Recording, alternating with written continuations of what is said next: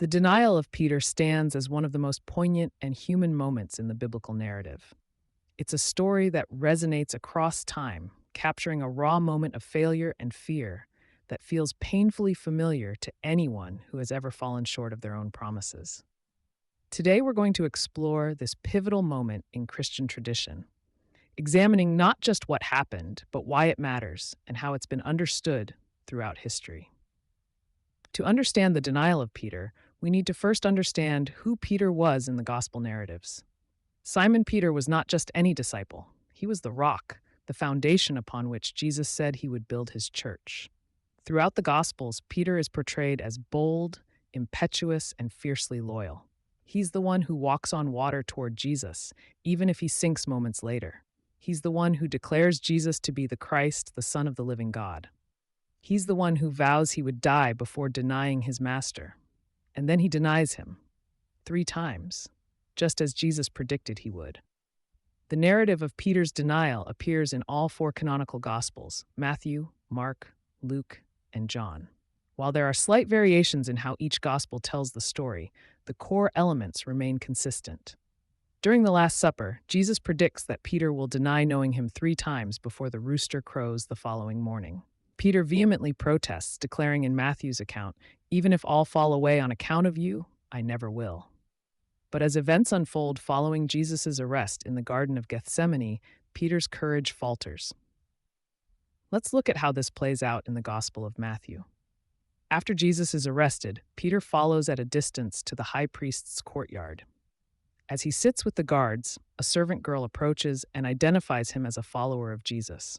In what must have been a moment of panic, Peter denies it publicly, saying, "I don't know what you're talking about." Later at the gateway, another servant girl spots him and tells those standing nearby, "This fellow was with Jesus of Nazareth." Again, Peter denies it, this time with an oath, "I don't know the man." Finally, a third accusation comes from bystanders who recognize his Galilean accent. At this point, Peter's denial becomes even more emphatic. The Gospel tells us he begins to call down curses on himself and swears, "I don't know the man." At that moment, a rooster crows. Peter remembers Jesus' prediction, and overcome with shame, he goes outside and weeps bitterly. The Gospel of Luke adds a particularly heart-wrenching detail. At the moment of Peter's third denial, as the rooster crows, Jesus himself, who is being led through the courtyard after his questioning, turns and looks directly at Peter.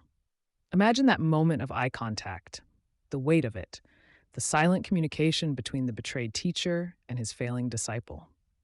It's no wonder Peter breaks down in tears. The timing of Peter's denial is significant. It occurs during Jesus' darkest hour, during his trial that will lead to his crucifixion. Jesus has been abandoned by most of his followers, betrayed by Judas, and now denied by one of his closest companions. At the very moment when Jesus faces his greatest trial, Peter fails the test of loyalty. But why did Peter deny Jesus? This question has fascinated theologians and believers for centuries. The surface answer seems obvious: fear. Peter was afraid of being arrested himself, afraid of sharing Jesus' fate. Self-preservation kicked in, overriding his earlier declarations of loyalty.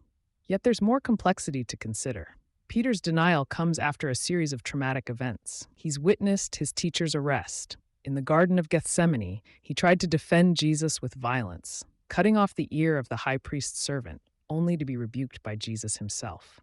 He's exhausted, confused, and likely experiencing the fight-or-flight response that comes with extreme stress. There's also the matter of Peter's overconfidence. Earlier, when Jesus warned all the disciples that they would fall away, Peter set himself apart, claiming, "Even if all fall away, I will not." This self-assurance may have set him up for failure. Instead of recognizing his vulnerability and weakness, Peter relied on his own strength, which proved insufficient in the face of real danger. The contrast between Peter's bold promise and his subsequent failure makes his denial all the more tragic. It's the gap between our idealized self-image and our actual behavior under pressure that makes Peter's story so relatable. Who among us hasn't experienced the painful realization that we are not as brave, as loyal, or as steadfast as we'd like to believe? The theologian Friedrich Buechner captures this poignantly. If God in his heaven knows the name of every sparrow that falls, you can bet your life he knew the name of Peter, who fell harder than most. The cock that crew at the break of the day didn't just crow to tell Jerusalem that the sun was up at last. It crew to tell the whole world that thanks to what happened next, it was going to have the chance of a whole new day. What happened next, of course, is crucial to understanding the full arc of Peter's story. The denial is not the end, but rather a turning point. After his bitter tears come repentance, restoration, and ultimately transformation. Following the resurrection, Jesus specifically seeks out Peter for reconciliation. In the Gospel of John, Jesus asks Peter 3 times if he loves him, a deliberate parallel to the 3 denials, giving Peter the chance to affirm his love 3 times in response. This pattern of failure followed by redemption is central to Christian theology. Peter's denial becomes not just a story of human weakness, but of divine forgiveness and the possibility of starting anew. It reminds believers that failure, even spectacular, public failure, is not the final word. The same Peter who denied knowing Jesus would later become a fearless preacher, eventually dying as a martyr according to tradition.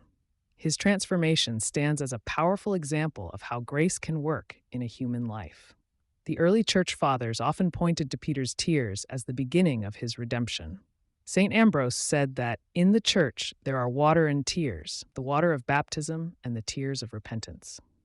Peter's weeping becomes a model of genuine contrition, what theologians call perfect contrition, sorrow for sin motivated by love rather than merely by fear of punishment. Throughout history, Peter's denial has been a popular subject in Christian art, particularly during the Renaissance and Baroque periods. Artists like Caravaggio, Rembrandt, and Gerard Segers created powerful depictions of this moment, often focusing on the emotional aftermath as Peter realizes what he has done. Caravaggio's The Denial of St. Peter, painted around 1610 and now displayed at the Metropolitan Museum of Art in New York, is particularly striking. It shows Peter with his hand to his chest in a defensive gesture, his face illuminated as he attempts to deny his association with Jesus. The painting captures that moment of moral crisis, the internal conflict between fear and loyalty playing out across Peter's weathered face. Rembrandt's 1660 rendering of the same scene shows Peter surrounded by accusers, with Jesus visible in the background, turning to look at his disciple. The painting brilliantly captures that moment of eye contact described in Luke's Gospel, with light illuminating Peter's shocked expression as he realizes what he has done. These artistic interpretations help us visualize and connect with this pivotal biblical moment. They remind us that this was not just a theological event, but a deeply human one, a moment of fear, failure, and regret that transcends historical context. The denial of Peter has also been portrayed powerfully in musical works, perhaps most notably in J.S. Bach's St. Matthew Passion and St. John Passion. In these masterpieces, Bach uses music to convey the emotional weight of Peter's failure and repentance. The musical treatment of this moment forces listeners to confront an uncomfortable question: would any of us have fared better in Peter's position? This brings us to the enduring significance of Peter's denial. Why has this story resonated so strongly across Christian history? What does it tell us about the nature of faith, failure, and redemption? First, it serves as a cautionary tale about the dangers of spiritual overconfidence. Peter's declaration that he would never fall away, even if everyone else did, shows the peril of presuming our own moral strength.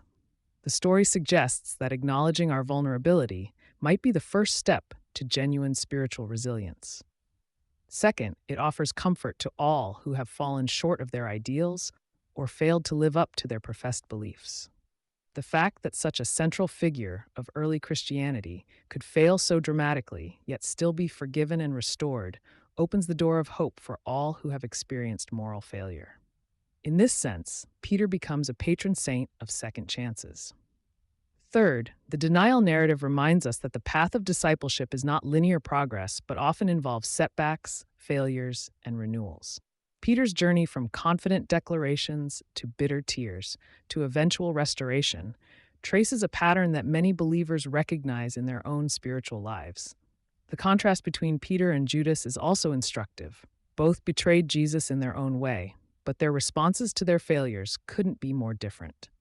While Judas despaired and took his own life, Peter wept, repented, and eventually accepted forgiveness. The church has traditionally seen in this contrast the difference between despair and hope, between seeing sin as the final word and recognizing the possibility of redemption. In Orthodox Christian tradition, Peter's den